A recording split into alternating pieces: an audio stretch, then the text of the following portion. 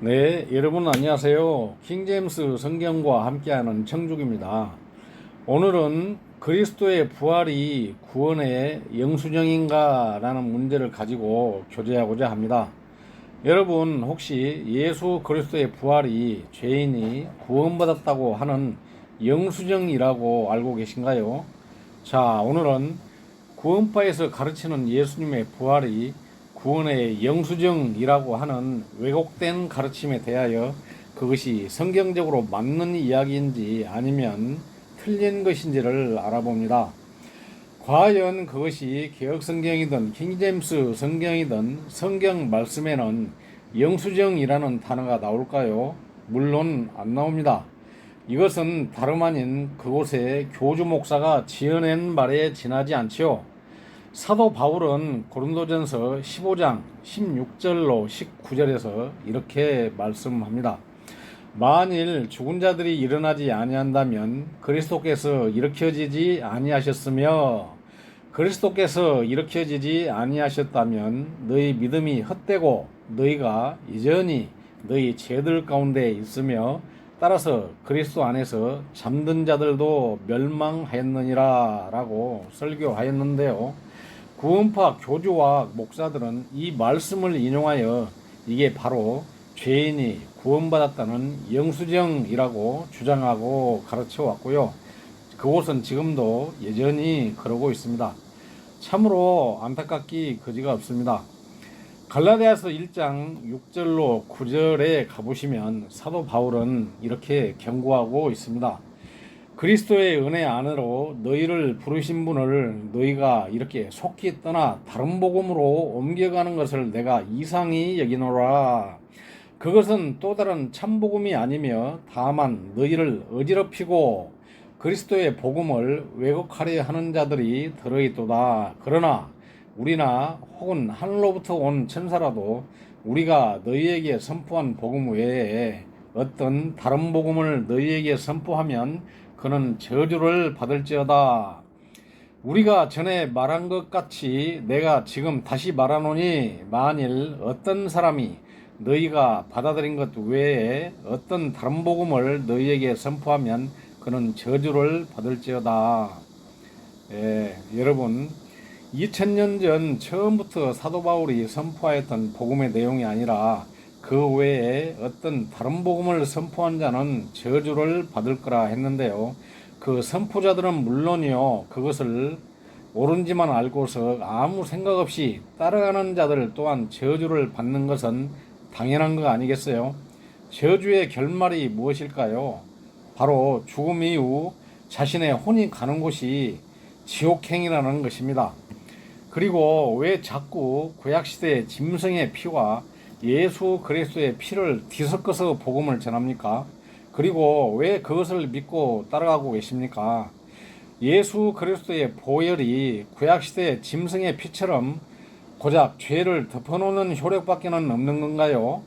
그분의 의로운 피와 죽음의 권능은 언약의 피로서 과거 율법 아래에 있던 유대인들의 범법들을 구속함은 물론 그분의 중재로 과거 아담 안에 있던 옛사람의 죄들인 우리의 과거의 죄들을 치웠잖아요. 단번에 영원히 제거하신 것입니다. 히브리서 10장 10절 말씀과 같이 예수 그리스도의 몸이 한번 영원히 더러짐을 통해 우리가 거룩히 구별된 것입니다. 또한 그분의 긍휼과 사랑은 이로써 그치지 않고요. 요한일서 1장 9절 말씀처럼 만일 우리가 우리의 죄들을 자백하면 그분께서는 신실하시고 의로우사 우리 죄들을 용서하시며 모든 불의에서 우리를 깨끗하게 하시느니라 라고 약속하셨잖아요. 친히 성도의 거룩한 생활과 보상을 약속하신 것이지요. 따라서 전도집회 때마다 자꾸 반복되어야만 되는 이른바 구원의 확증이라는 것을 받아야 할 필요가 없는 거라는 말입니다. 구원의 확신이 없기 때문에 그렇게 자꾸만 확증을 받으라는 거 아니겠어요? 더욱이 사도 바울은 그리스도의 부활의 의와 목적에 대하여 로마서 4장 24절과 25절에서 이렇게 말하고 있습니다. 우리가 예수 우리 주를 죽은 자들로부터 일으키신 분을 믿는다면 그것이 의로 전가될 우리도 이해한 것이니라. 그분께서는 우리의 범죄들로 인해 넘겨지셨으며 우리를 의롭다 하시려고 다시 일으켜지셨느니라 라고 하였고요. 로마서 5장 18절과 19절에서는 그러므로 한 사람의 범죄로 말미암아 심판이 모든 사람에게 와서 정죄를 받게 한 것 같이 그렇게 한 사람의 의로 말미암아 그저 주시는 선물도 모든 사람에게 와서 생명의 의롭다 하심을 얻게 하였나니 이는 한 사람의 불순종에 의해 많은 사람이 죄인이 된 것 같이 그렇게 한 사람의 순종에 의해 많은 사람이 의롭게 될 것이기 때문이라 라고 강론하고 있습니다. 다시 말하자면 곧 그리스도의 부활은 우리 믿는 자들을 의롭다고 일컫고요. 하나님 앞에 의롭다고 여겨주시려고 다시 일으켜지셨고요. 죽었다 다시 살아나신 예수 그리스도의 그분의 의가 믿는 우리 각자에게 자동적으로 전가된다는 교리를 가르치고 있는 것이라고 볼 수가 있는 것입니다. 그리고 또 한 가지 절대 물러설 수 없는 것은요. 예수 그리스도께서 자신이 하나님의 아들이시라는 결정적 증거와 표적이 바로 그리스도의 부활에 있다는 사실을 성경 기록은 분명하게 이야기해주고 있는 것입니다. 바로 예수 그리스도의 부활은 구원의 영수증이 아니라 그분이 하나님의 아들이시라는 사실을 밝히 드러내신 것이죠. 우리는 이 사실을 믿음으로 구원받는 것이고 그분을 나의 구원자, 나의 하나님으로 영접하는 것입니다. 그래서 믿음에 있어서 결코 흔들림이 없는 것이죠. 로마서 1장 2절로 4절에 가보시면 사도 바울은 이 복음은 그분께서 자신의 대언자들을 통해 거룩한 성경 기록들에 미리 약속하신 것으로 자신의 아들 예수 그리스도 우리 주에 관한 것이라.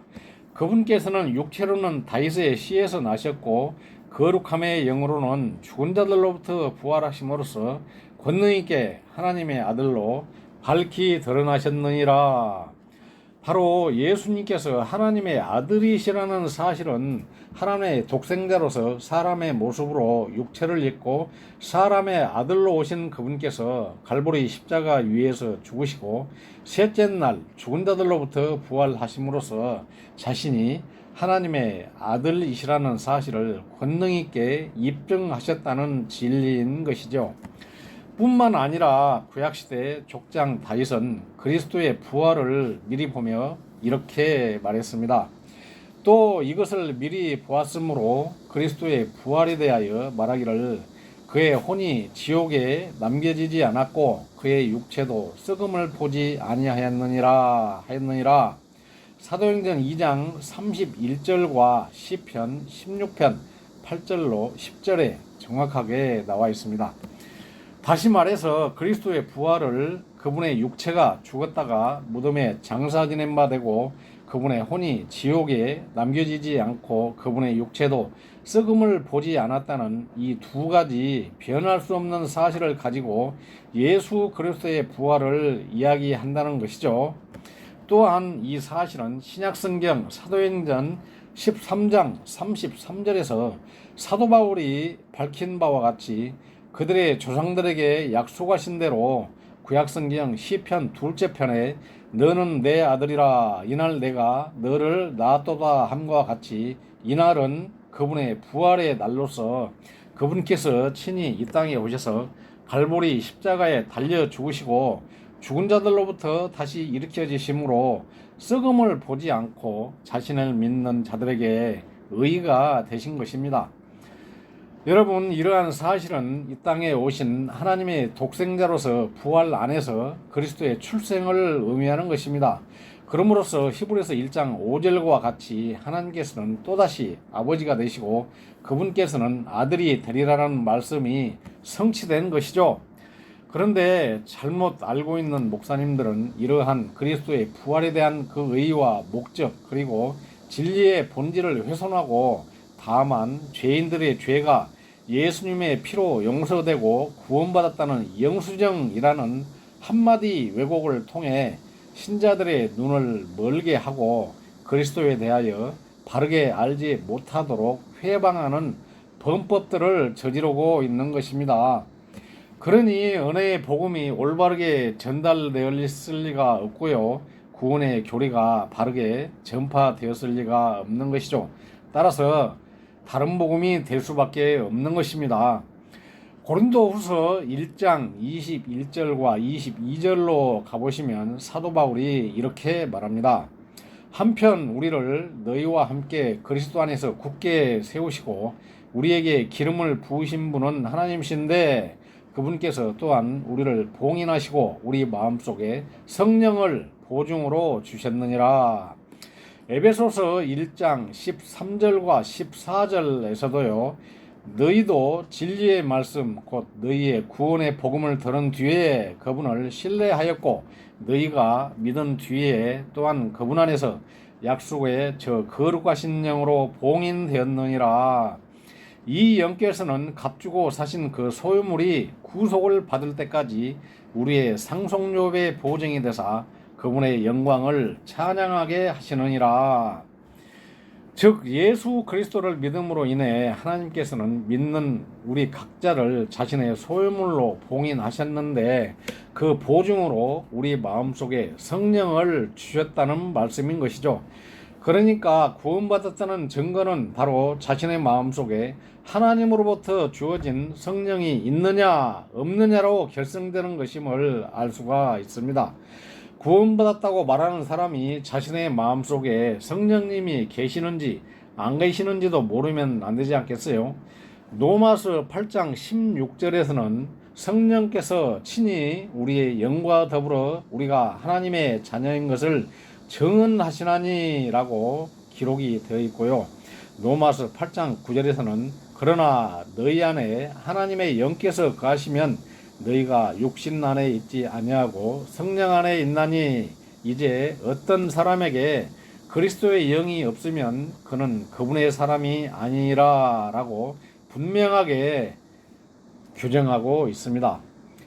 그리스도의 부활을 구원의 영수증이라는 한 단어 한마디의 멘트로 진리의 본질을 왜곡하고 폄훼하는 목사들의 주장과 가르침에는 결코 동의해서도 안 될 것이고요.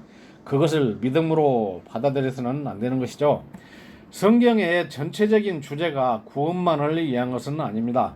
만일 그렇게 된다면 성경 66권으로 이렇게까지 두꺼운 성경책을 우리가 공부할 필요가 있겠어요? 하나님께서는 모든 창조물을 그분을 위하여 지으셨고 또 그것들은 하나님의 기쁨을 위하여 존재하며 창조되었다고 말씀하고 계십니다. 그분께 기쁨이 되기 위해서는 젖을 먹는 어린 아이로서 육신에만 머물 것이 아니라 하나님 앞에 완전함으로 나아가기 위하여는 하나님으로부터 주어진 영과 속사람이 말씀으로 날로 새롭게 되어 강건하게 되고 성장해야 하는 것이죠. 마지막으로 요한계시록 4장 11절을 읽고 마치겠습니다. 오 주여 주는 영광과 존귀와 권능을 받기에 합당하시오니 주께서 모든 것을 창조하셨고 또 그것들이 주를 기쁘게 하려고 존재하며 창조되었나이다 하더라. 여러분 오늘도 승리하시기 바랍니다. 감사합니다.